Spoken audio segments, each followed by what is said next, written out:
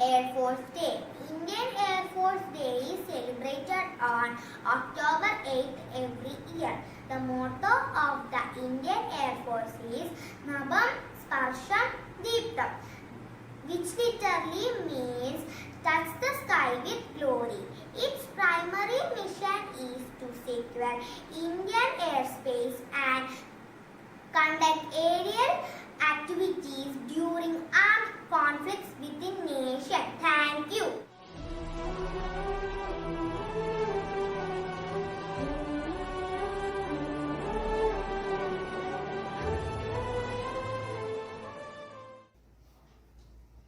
How can Indian Air Force help the nation during an emergency due to natural calamities?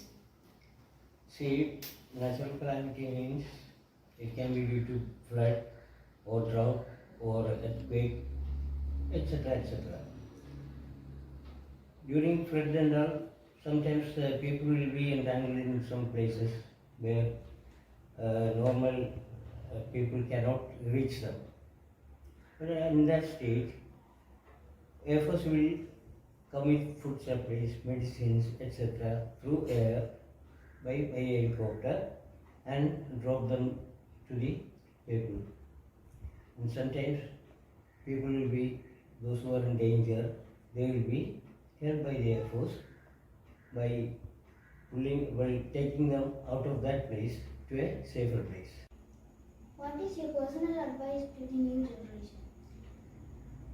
Now, at present, new generation children are very smart. They are more involved in using internet and other technical items. My advice to the growing up children are, if they get an opportunity to serve in Air Force, especially Air Force, it has to be considered as a number one choice for an opportunity.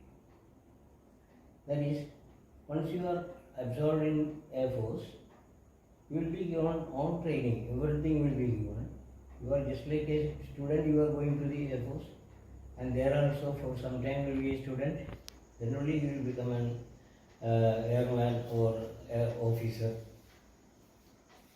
Initially, training will be given for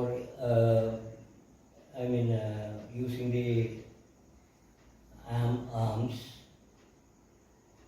then how to protect your country from external challenges and things like that. That is all for security reasons.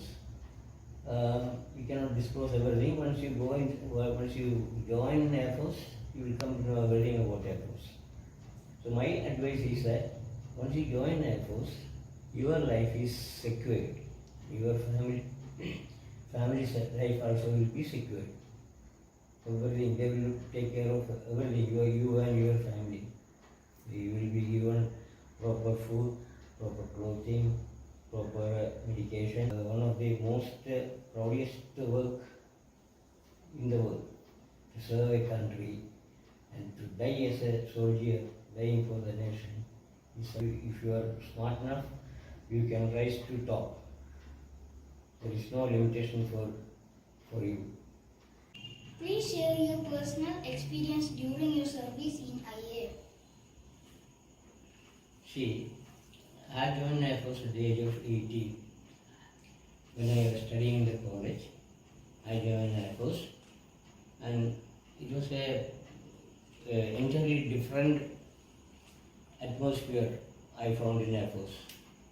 Everything was different. There you are taught how to behave in a society properly.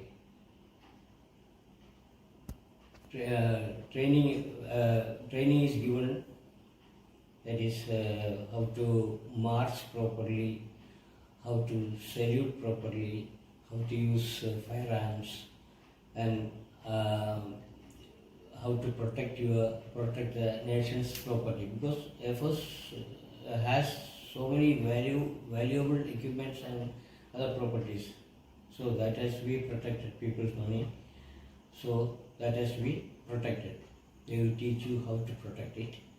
They will teach you how you can act in an emergency period. You will be given all. I have been given all the education concerned about my trade. I was an ADSO, that is a different system operated. Then initially there were 3 phases during my training.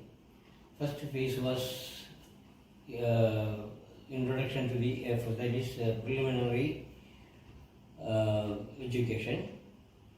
In that I was given, I've been trained in English, in general knowledge, in general knowledge about Airforce, and things like that. In the second phase, they have given training for my trade, in my profession.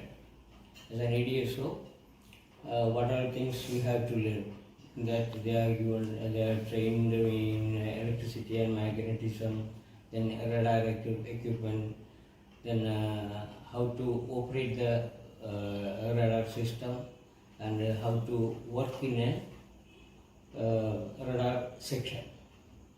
In the third phase, they will conduct the examination for the whole period whole things you have learned in the training center. That is about your ground training. Ground training includes the marching, saluting, using of firearms and things like that. Then your technical abilities, other performances. They will assess you, they will conduct the examination, and if you pass the examination, then only they will select you in that particular trade. So after selecting that trade, you will be allotted, you will be sent to several different units. I was sent to an signal unit that is in Bombay. It was in Bombay. It is in Bombay now also. From Bombay, I have moved to Punjab, then to Delhi, then to Rajasthan. Then again I came back to Bombay, then to Bangalore, again to Delhi, then Chandigarh. And from Rajasthan I got retired. But after coming from Airforce, I have learned so many things. My life was entirely different from a civilian life. Ability is more counted. Ability is most important, because as a radar operator, I told you that if radar is eyes of Airforce. So actually we are looking at the scope, radar scope for enemy aircraft, movement of enemy aircraft.